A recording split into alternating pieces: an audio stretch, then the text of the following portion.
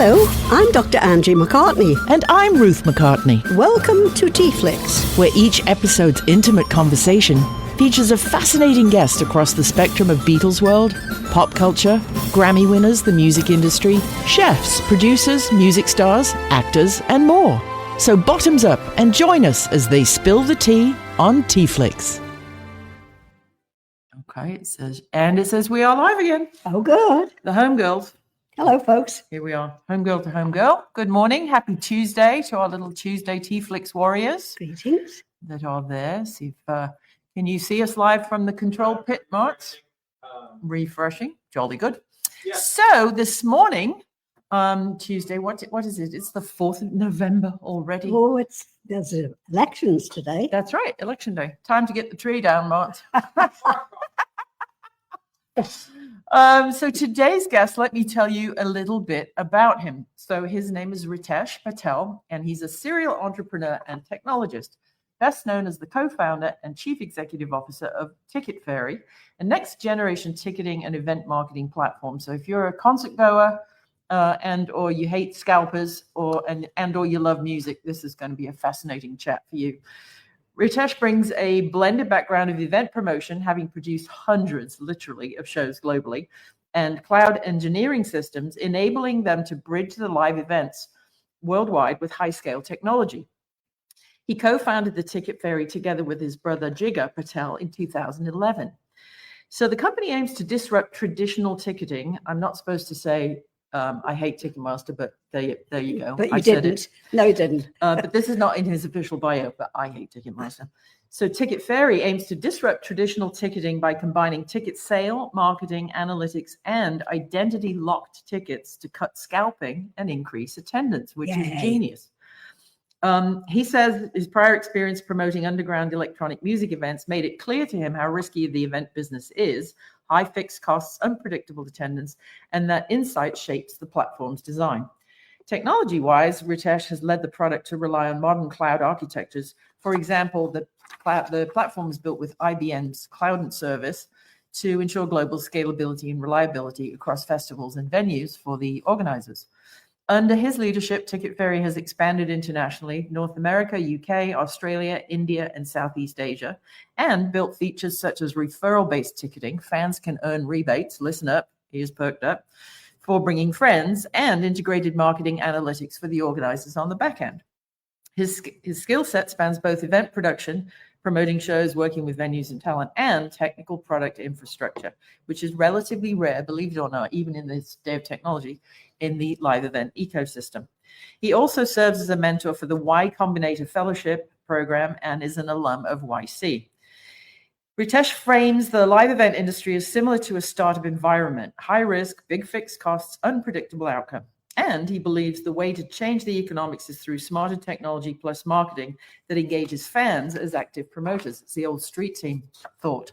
Mm-hmm. So he focuses strongly on making tickets fairer by reducing scalping and identity locking tickets. He's a hybrid entrepreneur, technologist, part event promoter, part cloud engineer, and he founded Ticketfairy with the mission of transforming how live events are produced, marketed, and monetized.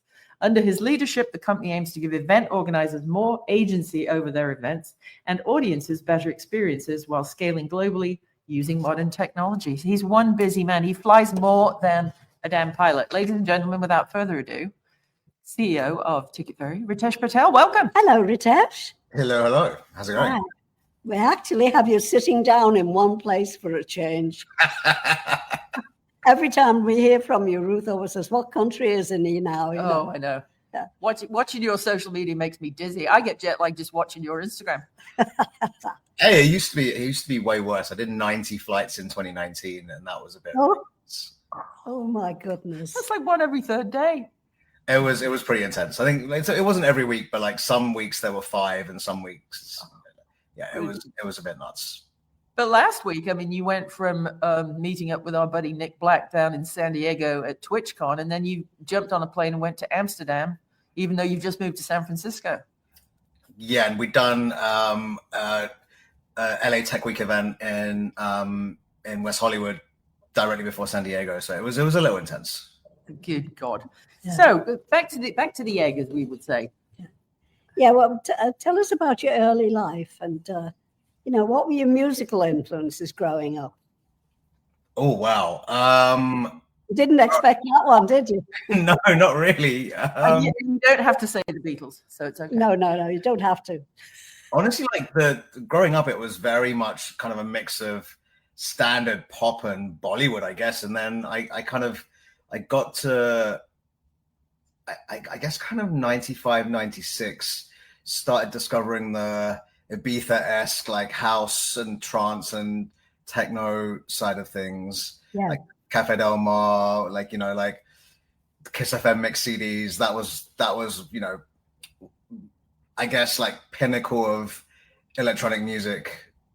And then went to uni in Bristol and fell head over heels in love with drum and bass. And that kind of went into starting to produce raves. Wow. I mean, but you were also, you've been on the artist side of things as Rit Locus, right? You have an alter ego. I guess like that was accidental. It was kind of like, producing gigs. It was like, wait a second, we don't have a warm-up DJ. I guess I'm going to have to play some tunes. It was never intentional. It was kind of one of those ones where it was weird because actually programming the events I was running, you'd think that drum and bass all sounds the same, but there's a lot of layers to it. And it's kind of like, okay, well, there's this very experimental artist that makes techno-influenced D&B. Here's someone that's more on the Brazilian side. Here's someone that is sampling old reggae and rare groove and is fusing it with drum and bass. And like, it's very, very, very varied as a genre, right? And so I'd be crate digging in record shops in Bristol and find these white labels and find these producers. And it would kind of be like, all right, wait a second. This record is incredible, but this artist has never played Bristol before, and I need to hunt them down and get them to come and play. And there were a lot of people that I guess weren't commercially viable enough for promoters in Bristol, where I was like, I don't really care. Like, I just need to like get them to the gig. And that's still kind of the way I think about it now. But as a result, like, you end up finding all these records that no one would really play, like the B-sides or the obscure producers. And as I started just like, sometimes filling in a slot for a DJ, I'd play random stuff and people would go, well, hang on a second, what is that? And I remember this one set, and at the last, like, usually as a DJ, you play your music, you have your opening tune, you play in between, whatever the crowd is feeling, or you're supposed to play whatever the crowd is feeling. And then at the end, you kind of like play your outro track, right? And then one time I remember playing a 5-minute orchestral piece that had no beats. Surprise! And it was like, I love this, so why not? And the number of people that, including people who were performing that night, run up to the front going, what is this? And it was like, well, wait a second. I like this. I like, once in a while, once or twice a year, if I get to play some tunes and you can surprise people or kind of like introduce them to something that they would never have thought that would fit in that environment. That's great. That's great. That is great. Really, it's a great feeling to know when you made people happy. Not only have you put on this whole event. My question for you is, because you started putting these on, how many years ago were your first events? 25. So January 2000 with a DIY cobbled together live stream over dial-up. Oh, boy, ambitious. Bloody hell. And at what point did you figure out that the ticketing was just so annoying you were going to have to fix it yourself? You know what? It wasn't the ticketing. I'll tell you, it's a weird one, because even with my company being called Ticketfairy, right, I don't think of it as a ticketing platform, and there's a really good reason. Okay, do tell. So I guess like producing maybe 450 gigs. Wow. You realize that the business side of running events sucks. Yep. Right? It's like, well, I this artist that I'm booking or these artists that I'm booking are not commercially viable. They're not going to sell enough tickets, but as a creative, you want them. Sometimes you have to sell out a little bit and book a headline act just so that you can balance out the cost of someone who's less well known, right? Right. Yeah. But even with all of that, most shows are going to lose money. Yep. And it's just one of those ones where like they don't, there's never a guarantee when it comes to events. And so over the years, it was like, wait a second, even this gig that I thought was a guaranteed sellout lost loads of cash because it rained on the night, or because there was another gig in town, or there was I remember one gig where like there was traffic after work in the city, and what that does is a knock-on effect. People get home late, they have dinner late, they get tired, they want to go to sleep now, and they don't come out to the show. Right. And there's all these weird factors that affect whether a gig's going to be successful or not. And then there was one show where I thought, oh, this is going to be dead because it started snowing. Oh God. And we were packed to capacity because everyone was like, I'm going to go out and play. In the snow. In the snow. Yeah, there is actually in show business, there is a technical term for that. It's called shit happens. Yeah. And so like over those years, you kind of go, okay, well, nothing is predictable. All right. But there is, I guess, like there are things you can do to give yourself a helping hand. And so the thing that was evident was that like ticketing is boring. It's payments, like scalping and stuff comes later on. But at the end of the day, if the promoter of the show is losing money, or they're going to go out of business if they keep on losing money, or they lose motivation because they can't make the gigs sustainable, then you have a problem. Right. And so like I'd spent a bunch of time working in ad tech in various startups, and I was kind of like, wait a second, if you could build a digital marketing platform that allows the events to actually generate more revenue and brings in best practices where, like at the end of the day, a creative who's booking shows is always going to be, or is very unlikely to be technical. And they're definitely not going to have like, I guess like cutting edge digital marketing techniques. Gotcha. Yeah. Because if you go to any of the normal, Eventbrite, Brown Paper, all of those people, you're sort of on your own for the marketing. They do the taking the money and giving you a list for the box office bit, but the marketing and the virality of it just isn't there, is it? No, and it's one of those ones where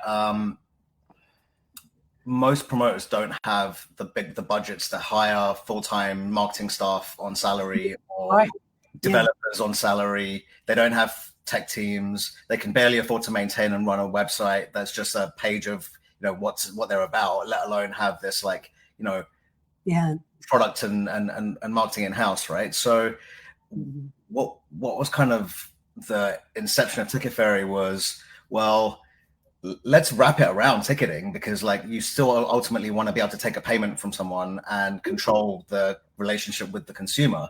But there's a load of other stuff you can do that is going to, I guess, like replace the need for a full-time tech team, or replace the need for someone who's like, doing all the tech configuration and things like that. And then you can bring in agencies to, run your ads and whatever. But ultimately, if we come in and go, we're kind of like an additional member of your team, and we're going to do the data science, and we're going to do the number crunching, and we're going to implement what big companies use as best practices for your tiny little gig or your venue, then that's what becomes really impactful.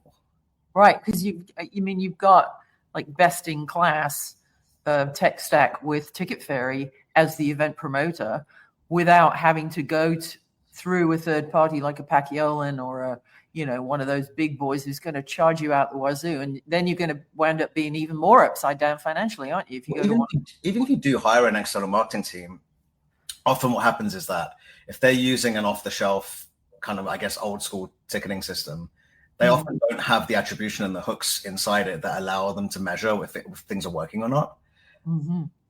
Or you might go, well, here's this like really amazing strategy we want to execute, but actually you can't do it because the tech that you're using for your ticket sales isn't sophisticated enough to give you the hooks into it. Right.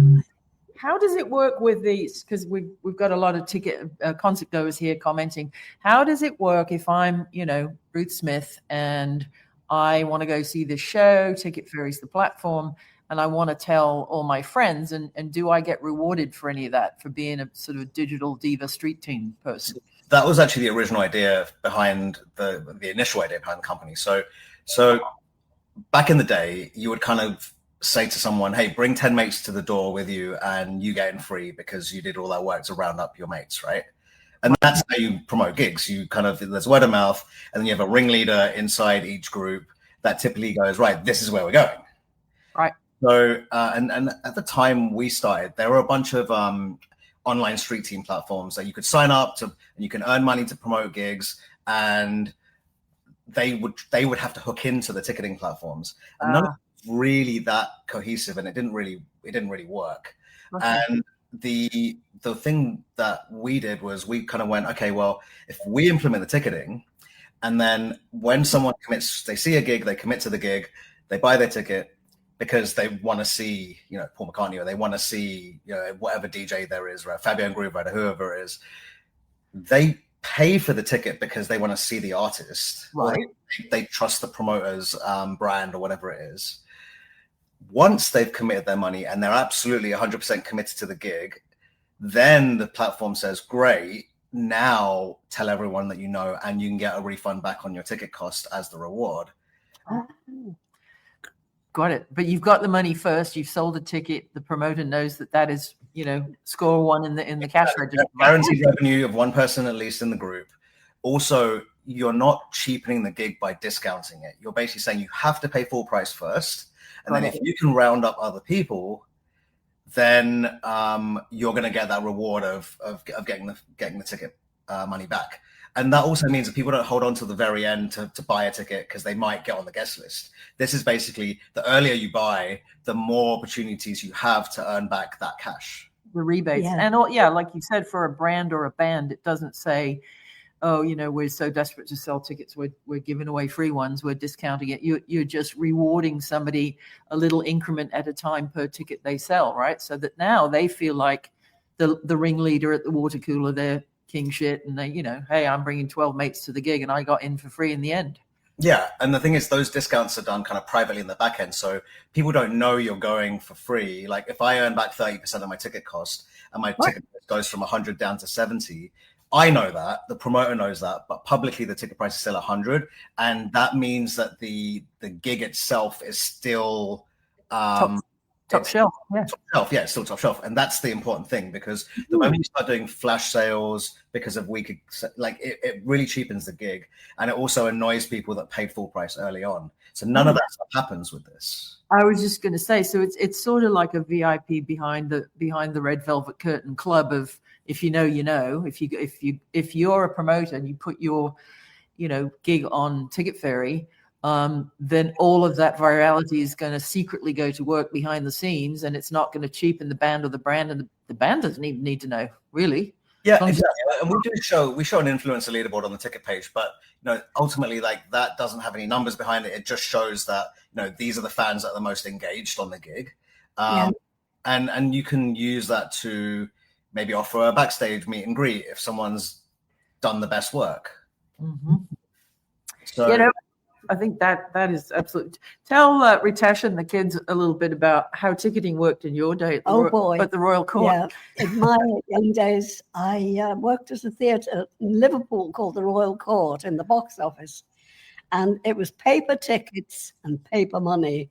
We didn't have credit cards or email or any of that modern shit. And there were about 5 of us worked in the box office, and we had these little windows, and 10 o'clock in the morning, we'd open the little blind window, and there were always lines of people waiting. And sure enough, somebody would stick their head in the window and say, "Have you got any tickets?" Nothing but. No, madam, no, we've got... pastrami sandwiches. Yeah, we've got rubber bands and shaving reels. Have you got any tickets? And then you'd lean back and say to your mates, "I've got one." There was always one of these loonies. And we had these paper plans with the layout of the seating, which you still see now. And on the front rows of upstairs and downstairs, we used to put red lines through them and not sell anything from there because we'd keep them for potential VIPs or, visiting royalties or dignities or whatever. Yeah, holds on paper. Yeah, That's right, yes. And people would come in and say, I want 2 front row gangway seats, please. My mother's got a bad leg, so she has to sit on the aisle. And I'd say, well, which leg is it? Is she going to sit on the right or the left? Oh, I don't know. That happened. I'll have to think which leg. And there was another time we were almost sold out, or we were saying we're sold out to people as the doors opened at night. Was it a Noel Coward? No, there was a clever guy said to me, what would you do if the Duke of Edinburgh wanted to come tonight and you're sold out? And I said, oh, well, we have seats which we hold for such events. And he said, well, he's not coming. I'll have the seat. Nice. I've actually used that to get into full hotels. You know what? The really cheeky technique is when you go up to a gig and you go, and there's a massive line outside, and you're like, I'm on the guest list, and they send you to the front, and you're not on the guest list. Yeah. And then you're like, you're not down, sorry. And they go, all right, well, you're gonna have to pay. I was like, fine, but do I have to go in queue? And then it's one of those like super cheeky queue jump techniques, right? It's like, I know I'm willing to pay, but do I really want to queue? No. So I'm just gonna see if I'm on the guest list, and when I'm not, I'll still pay, but at least I didn't have to wait behind 500 people. Or the other lovely one is when people show up to the VIP, will call and they do the guest list thing, and they say, I'm sorry, and then they go, do you know who I am? Do you have any idea who I am? And that's when you stand up and you go, there's a person here at the front who doesn't know. If anybody recognizes this person, can you tell him? He doesn't know who he is. Do you know who I am? I've got into quite a bit of trouble at volunteering at front desk at events for that. Do you have any idea wwho I am? No, but let me find out for you, Dear God. Honestly, like I can just imagine you doing it and you pissing yourself laughing in the background. Oh, 100%. Yeah, absolutely. So back to the beginning of founding the company. So was entrepreneurship something that you and your brother imagined doing together from a young age? Yeah. I mean, so like I started building software when I was 13 and got my secondary school to use it. And so that was like really early on for me.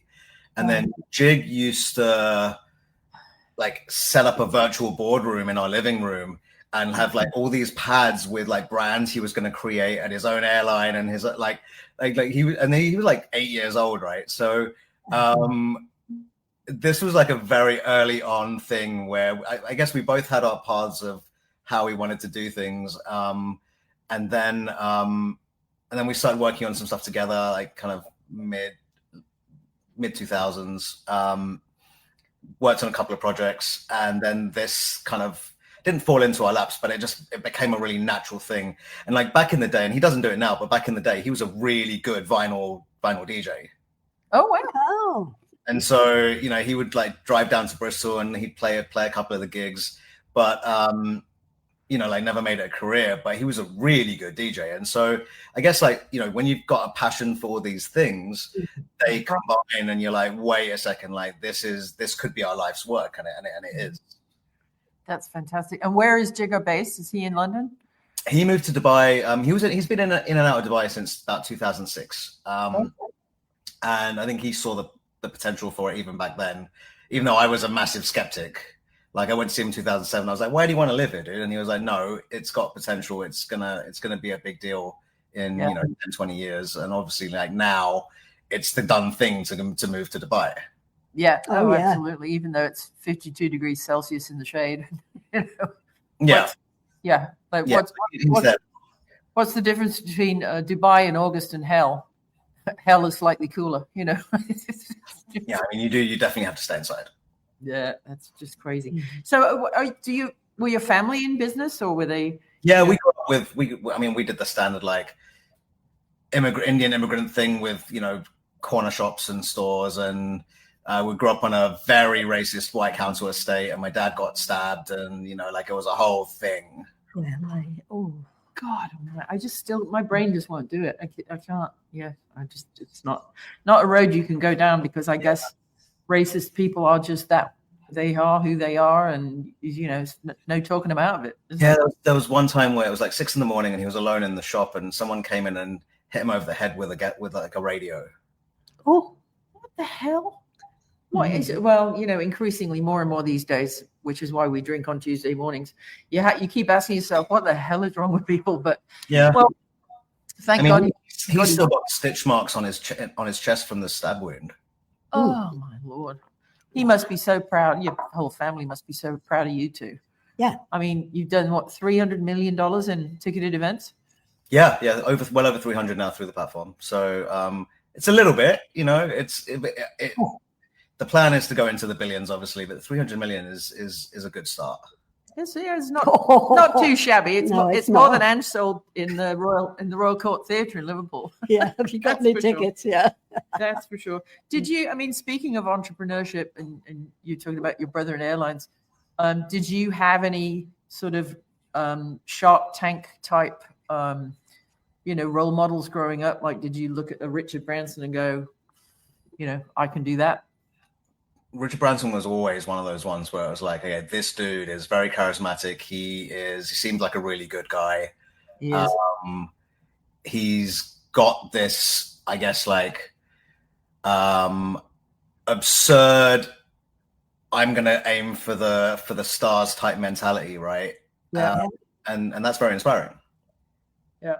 And he's also dyslexic. So, if he can, and badly so, which is why when you see him doing conventions and presentations and stuff, it's always a fireside chat, because he can't, teleprompters just don't do it for him. He just mixes up his words, and then he gets nervous, and then he loses his shit.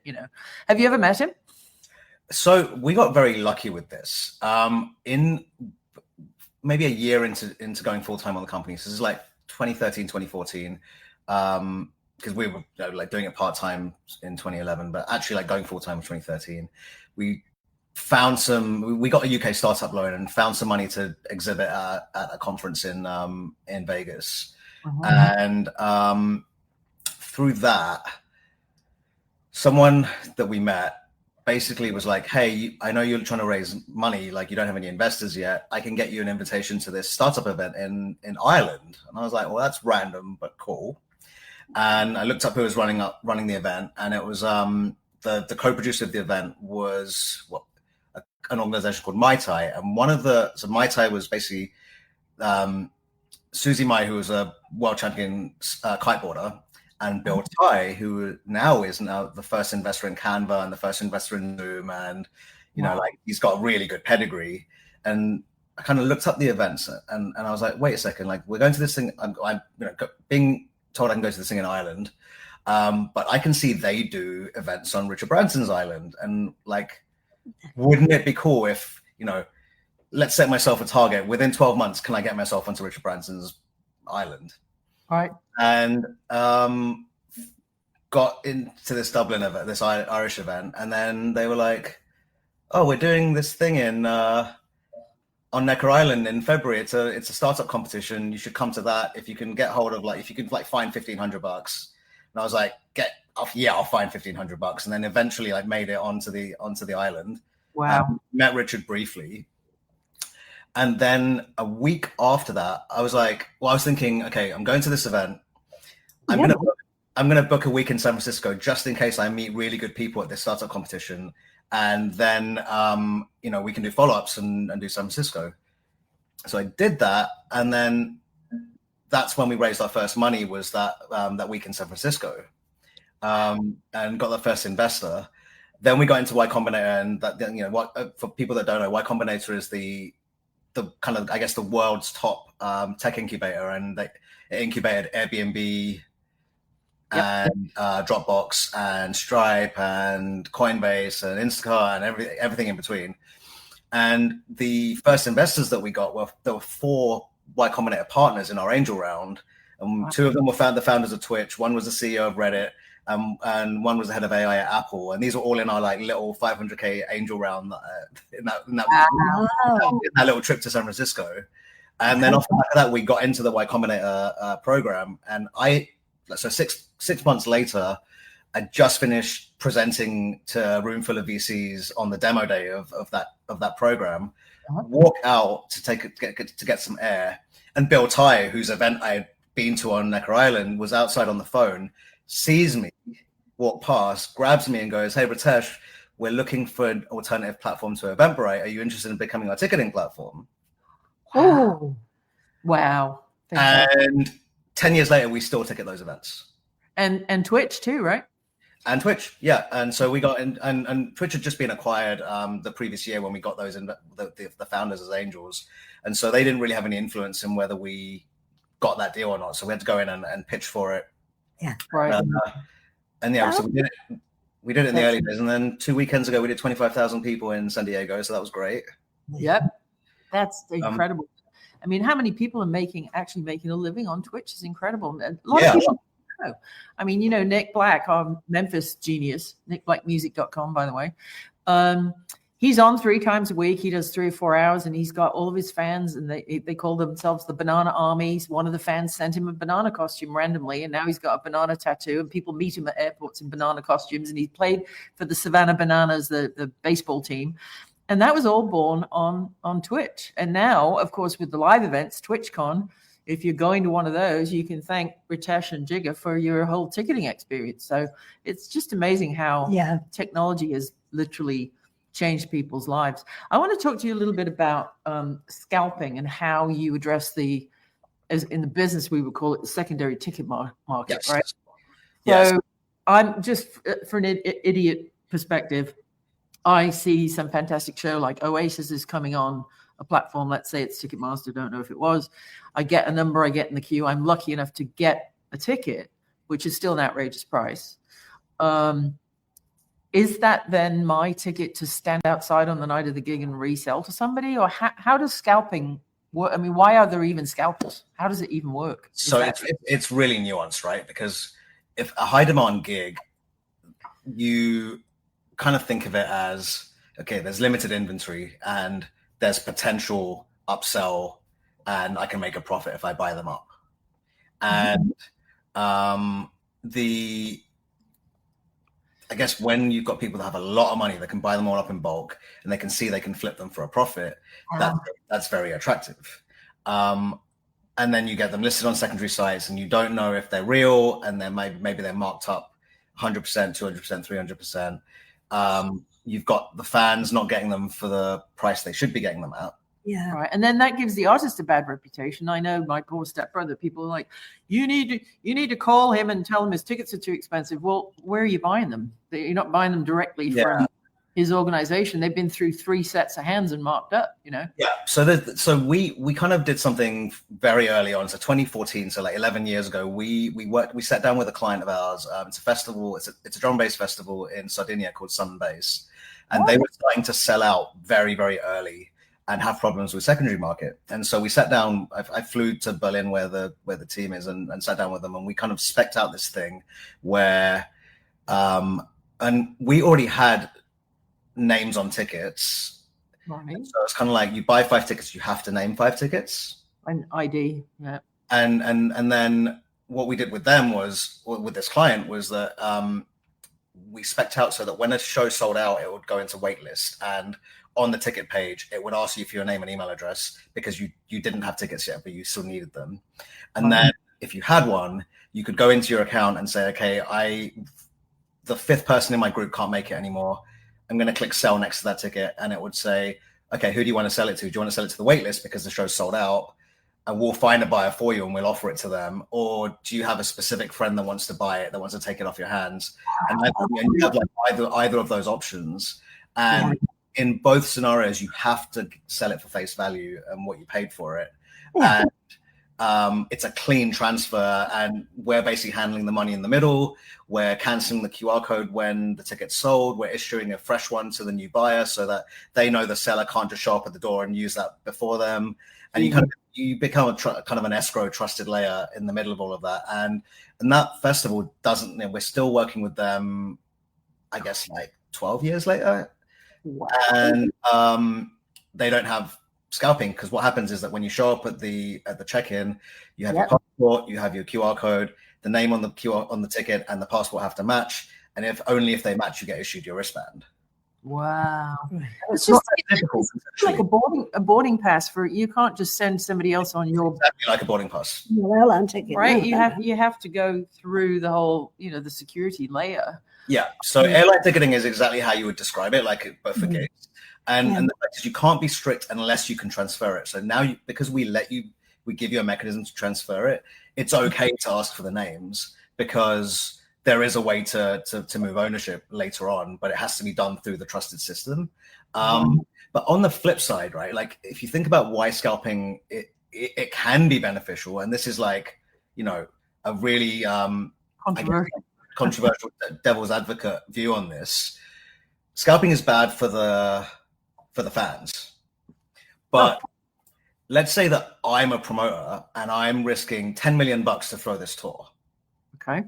And I'm booking top tier talent and we're doing, we're doing 10 or 20 dates. And I basically, if I don't sell out this gig, this tour, I'm screwed. Right. If the scalpers buy up all my tickets, as far as I'm concerned as the promoter, I've now made back my money and I've sold all those tickets. And it's up to the scalper to take the risk of then being able to resell them on. Right. And also, if you have an ego in the game, which most of those people at that level do, it's actually good for your branding because now people are, doubling and tripling what they'll pay. And it shows sold out and it shows demand and there's all this stuff, right? Whereas, and actually what the scalpers facilitated is two things. One, it's made your gig look more valuable than it is. And B, they've just de-risked all the money that you had contractually committed to give to the artists. Wow. And so that's why a lot of shows don't try and discourage the scalping, and they also almost scalp their own tickets as well, because the margins are so thin in this business and the risk is so high that in many ways it's actually beneficial for the venue or the promoter to enable the scalping. Yeah, Elizabeth, our friend from Pennsylvania, is saying she saw 2 David Gilmour tickets near the stage, no VIP meet and greet, for almost $25,000. How can people get away with that thievery? She saw it on Ticketmaster resale. So do some platforms have their own resale platforms? They do now, yeah. So Ticketmaster launched inbuilt resale a few years back. We did it in 2014, so we were kind of really ahead of the curve. But one-to-one face value, right? You can't just. That's the thing. I think the difference is that we still only allow face value, and a lot of the other platforms allow you to do markups still.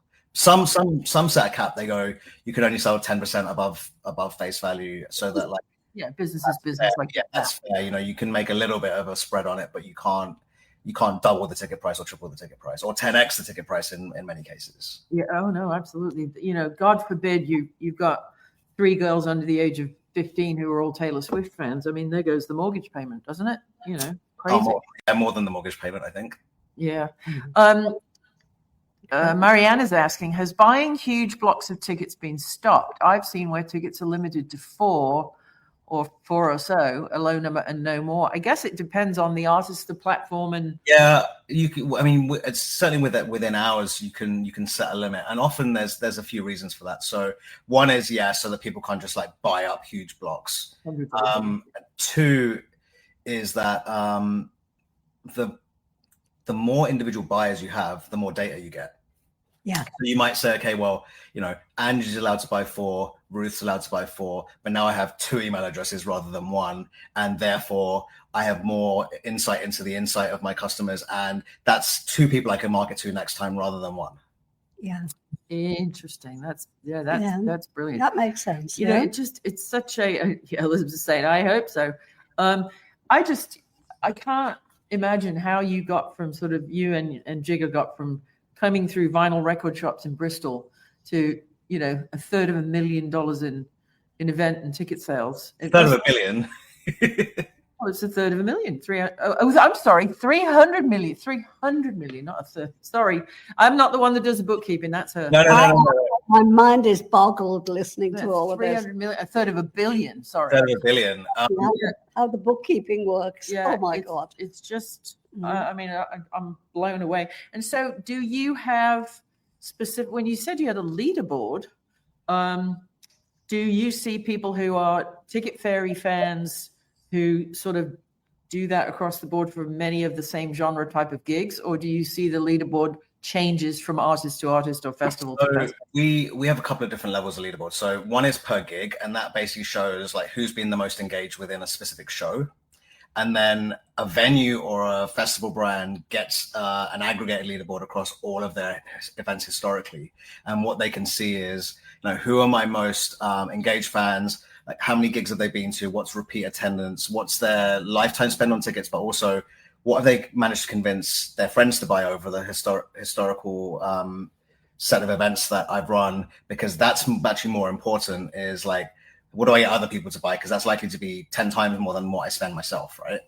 Right. And that's really, really, really key in identifying who the super fans are. Because what you find is that the super fans will buy the early bird tickets that are cheap, but they'll keep on sharing for the next 6 months and generate tons of revenue.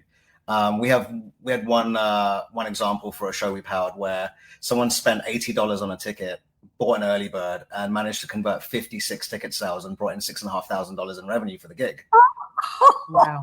And all you had to pay them back was their $80, right? Correct. But then the event could go, we want to look after you, we want to take you backstage, we want to make sure that you're valued, we want you to know that you're valued. And that's really, really key. That's how a fan gets noticed, right? And becomes an official influencer. Because, you see a lot of these things on social media, don't you? Ange gets hit up all the time from Mrs. McCartney's Teas. I'm an influencer, and I can, okay, prove it. Where's the data? But yes. With Ticketfairy, you can see who's actually the movers and shakers. I think where we kind of go a little bit overboard on the amount of data that we collect in terms of attribution and understanding where things come from and figuring out what's converting or not. I mean, it's a really important thing to know.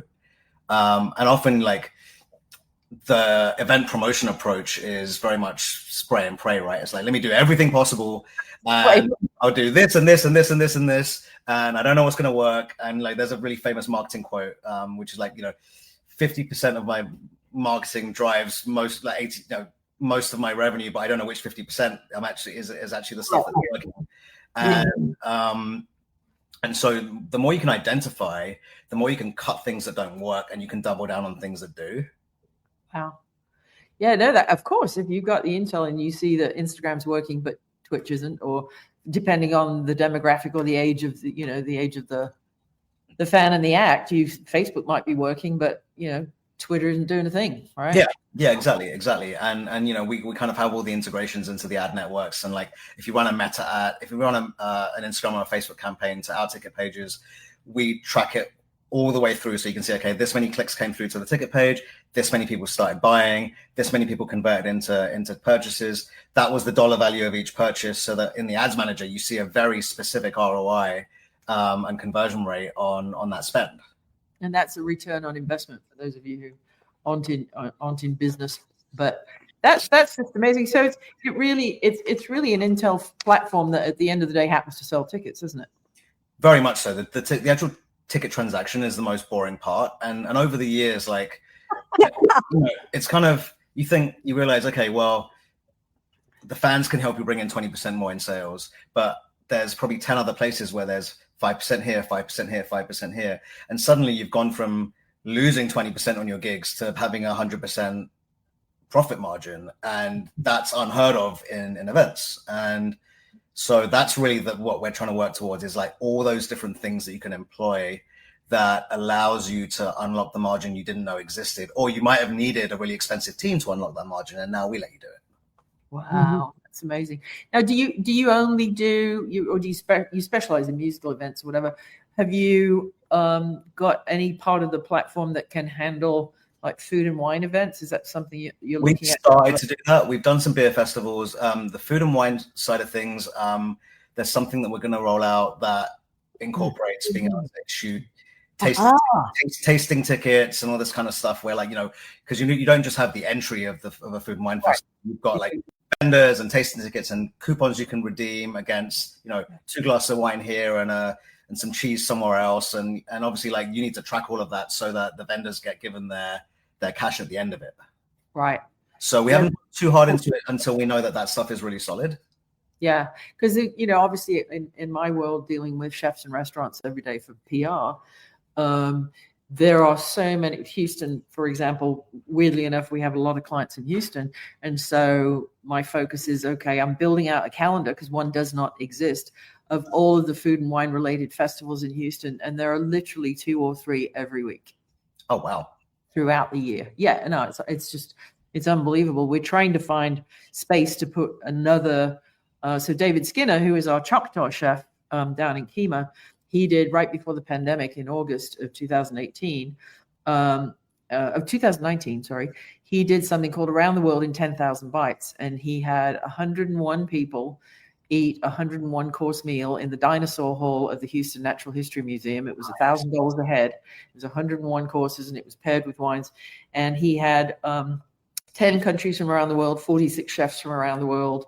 And we literally sold out in minutes, even though it was $1,000 a ticket. But when I was just trying to build the rudimentary ticket on Squarespace, I was dealing with things like food allergies,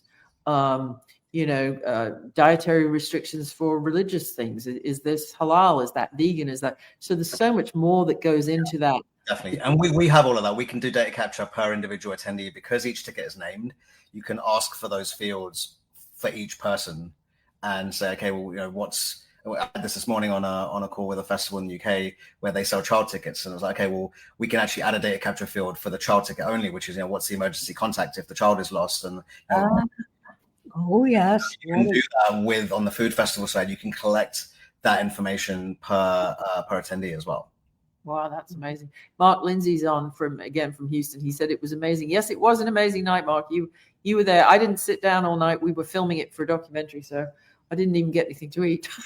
We had all this food. It was just absolutely nuts.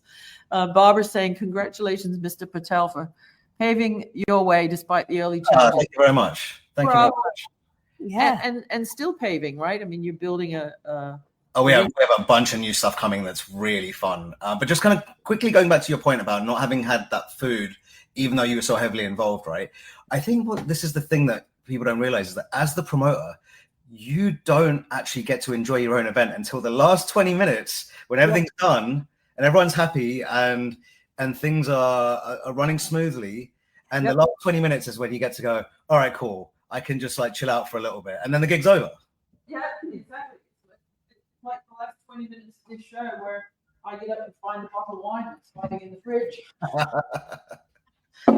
Because it's past noon now. I can swap my apple juice, join the mother. Yeah, no, it's absolutely true. When you're the promoter of any kind of gig, food, wine, whatever it is, you're just so in the event and in the moment that you just don't, and you're worried about 10,000 different things. If you're a good producer, you're worried about 10,000 different things. Well, about 3 years ago, I brought my events brand back and started producing a festival because I'm a lunatic and haven't got enough to do already. In Tulum in Mexico. And now in Bali as of last year. And it's 4 or 5 day international festival, flying in between 60 and 80 artists, handling all of those logistics and oh my God. It's a bit insane, but you walk around the gig and me walking on my own gig, I'm so tense. I'm just what can go wrong? Is everyone here? You're running between the rooms and people stop you and go, it's such an amazing show. Aren't you having a good time? I was like, no, I'm not having a good time. I'm going to have a good time right at the very end when everything's done. Yeah. When the fire marshal pulls out of the parking lot. That's what we always used to say.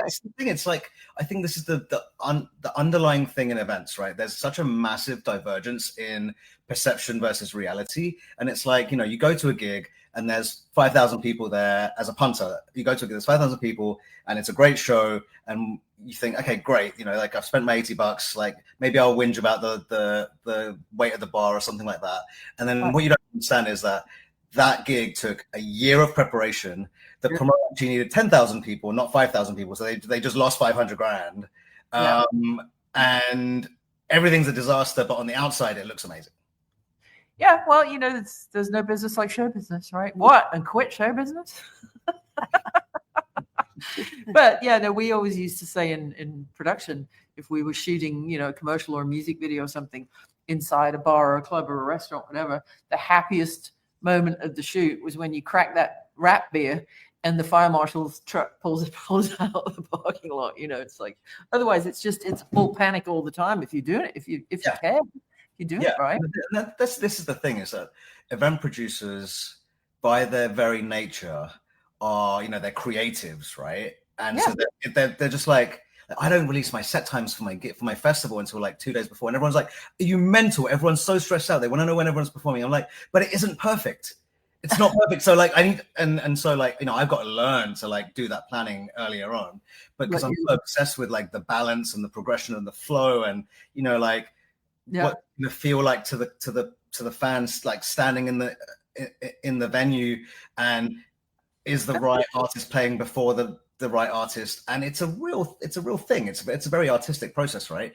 And then if you combine that with the practical logistics and the stress, like suddenly you're like, well, why would anyone do it? And this is like I think the thing that has been a recurring theme over the years. It's like, this is a business that has no logic behind it. You could lose 500 grand on a gig, right? You'd then go and have to find that 500 grand that you lost to go and pay everyone, right? And then you'd be like, right, let's do the next show and risk losing another 500 grand. Because oh my God. Yeah, well, it's like the bumblebee, isn't it? Nothing aerodynamically says that a bumblebee should fly. The bumblebee doesn't know that it shouldn't fly. It just gets up and flies. I mean, it's big and fat in the middle. It's got these little tiny wings, and then it gets full of pollen. It should just fall straight out of the sky and crash. And I'm glad they don't.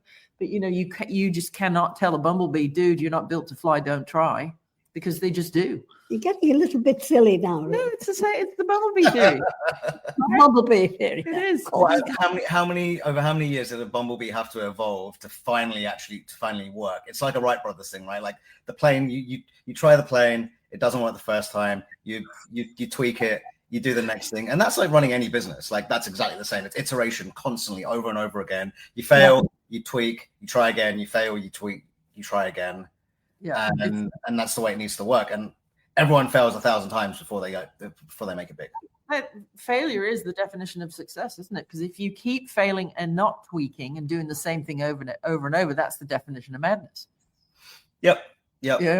Or you might go, well, the timing wasn't right, let me try again. But you always adjust. And I think that what I was going to ask you, looking ahead, what excites you most about the future of entertainment, technology, and fan engagement? What's the next level for Ticketfairy? What's next? Well, we're about to do something fun, which is be able to provide funding to events and venues for when they need to pay their artist deposits and things like that. So that will, I think, help a lot. But a big part of the stuff we have coming is just in the platform in general, is more tools for particularly smaller teams to be able to do way more than they would have been able to before with the resources they have. So the idea is to like bring in more on the event management side into Ticketfairy, more on the logistics, more on kind of the finance side, because once that's in and you've got the creative side of the business able to actually focus on that becomes really exciting. Wow. So that's just like from my side. I don't know if I have strong enough opinions on entertainment in general of where I see that going, because like that's quite a controversial topic at the moment, because there's so many, I guess, like big events companies and the same talent being booked over and over and over again. Yeah. That like it kind of often isn't that interesting. Right. It's nothing new. It's sort of rinse and repeat while it's safe to do so, right? And also the same gigs are booking, like there's not, so people are booking the same artists, right? So like that's what I mean. While they can still know that they can still get another pound of flesh out of XYZ before she turns 75 or whatever. Yeah, well, say previously like a festival that specialized in a specific genre. Let's say it was like heavy metal and rock based. Yep. Now they're diluting that with adding electronic because they know that it sells, and so like it becomes tricky. Eventually, everything becomes homogenized and the same. It's like bad fusion cuisine, isn't it? Just because these two kitchens or these two cuisines are great doesn't mean they work together. Right. Anyway, yeah, I mean, you might like Asian food and you might like Italian food, but would you go to an Asian Italian restaurant? Probably not. There is one. There's Japanese Italians, and I think they're actually okay. Oh, well, there's an amazing Peruvian Japanese called Pachinike in Houston. Masaru Fukuda, whom we don't represent, but he's just doing incredible stuff because, a lot of the Peruvian diaspora is from Japan, believe it or not, and vice versa. So there's a lot of Japanese people in Brazil as well. Yeah, that's true. Well, it's warmer. There's that. Yeah. And the music's. I will say though, like just on the opposite end of it, there is a really healthy underground music scene at the moment. Good. That is great. I mean, and technology is sort of, it's a double-edged sword, isn't it? It's made so much more music available, but it's diluted it to the point where there's the quality and the genres, and people like Spotify who pay 0.0003 cents per stream to the artist. Yes, you can get your music out there, but are you getting paid for it? Which is why what you guys do, these live events, is so important, because it's just it's the vibe of actually. Well, it's how people eat these days, right? Like, it's touring, and that's why a lot of people have gone back into touring, because music streams don't pay the bills anymore. That's right. Recorded music doesn't pay the bills anymore. Right. And now everyone's touring, and there's only so much money to go around as well. So now, like, there's the opposite extreme where there's too many gigs happening. Yeah. Almost. Yeah. So I guess one of the things that we've said over the years is we have to stay focused as a platform. Like, my goal is to keep the event organizer in business. Yep. Because they're taking all the risk, right? If their gig fails or if their venue fails, then actually not very good things happen, because if you think about it, like, one business failing, normally you think, oh, you know what, that doesn't really that's no big deal. A single restaurant goes out of business, whatever, like, it's no big deal. But with events, it's actually a massive deal because of the economic impact, right? Like, if Coachella goes out of business, oh my God, then you've got hundreds of millions, if not $1 billion in GDP lost in that area, the Indio Palm Springs area. They've lost, hotel reservations, restaurants. Uber drivers, food delivery, the people who deliver the stage build companies, all the freelancers working. Yep. And it's if you think about it in that sense, that, like, these events companies, you have to think of them not as just independents, but you have to think of them as, like, having thousands of staff, and as if they were a big conglomerate, right? If a big conglomerate went out of business, there'd be a massive impact on the economy. And it's kind of similar. It just happens to be that they're using freelancers, not full-time staff, and the revenue comes through, like, goes to businesses, local businesses, but it's still a massive impact. Well, and then there's a massive trickle down from if an ecosystem collapses, whether it's in the ocean or at Coachella, God forbid, the sales tax doesn't get collected. So then the state, who is, like California would be Coachella, they don't collect the sales tax. So then, then they have to have measure A and measure B to update that tax amount in the treasury. And I think what confused me about why there isn't more support for the arts, because the thing is that it's not just like, hey, here are some people trying to make some music and paint some paintings and, like, do some graffiti or whatever. Like, there's actually, like, real impact here, and it doesn't get the support that it needs. Right. Paul Moody, our friend who's watching down in Playa del Rey at the Harbor Room, he lives on the beach in Playa. He's saying my neighbors, and what he means by that is 2 doors down from him are the family that own the Indio Fairgrounds and help put Coachella on every year. So if you need an introduction, Ritesh, I can introduce you to Paul. Can come down to Playa. We'll have a beverage and we'll go hit up the Coachella people. I'll fly over this afternoon. Okay. Well, kettle's on. Thank you so much for spending this amount. I know how crazy busy you are. So this has just been a fantastic catch up with a friend. Eye opener, yeah. Yeah, and also just a great insight to the whole ecosystem and how Ticketfairy is really different, and you're just trying to, a rising tide lifts all boats, right? That's the goal. I mean, look, we kind of approach this from a very hippie perspective. It's like they don't need to be losers. I think this, like, the entire business is built on an everybody wins model. Yeah. Okay. Oh, Yeah. absolutely. Yeah. It's the comments are pouring in. Thanks for the show.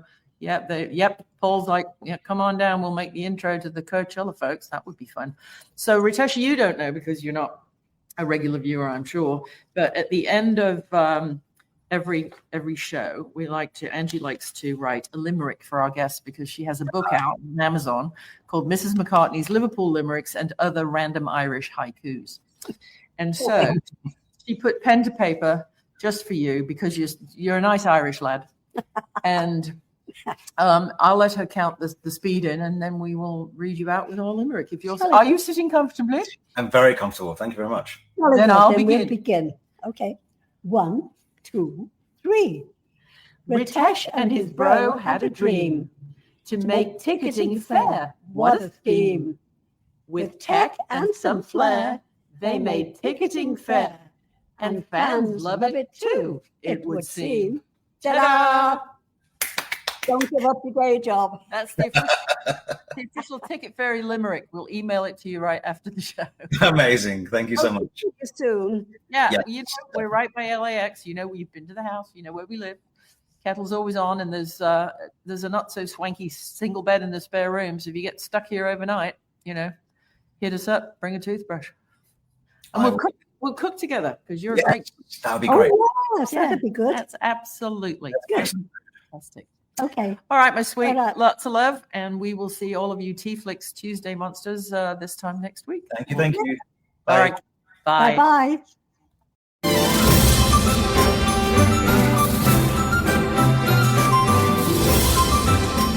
Thanks for tuning in to TeaFlix, and check out Dr. Angie's books, Organic Teas and CBD at mrsmccartneysteas.com. Toodle pip.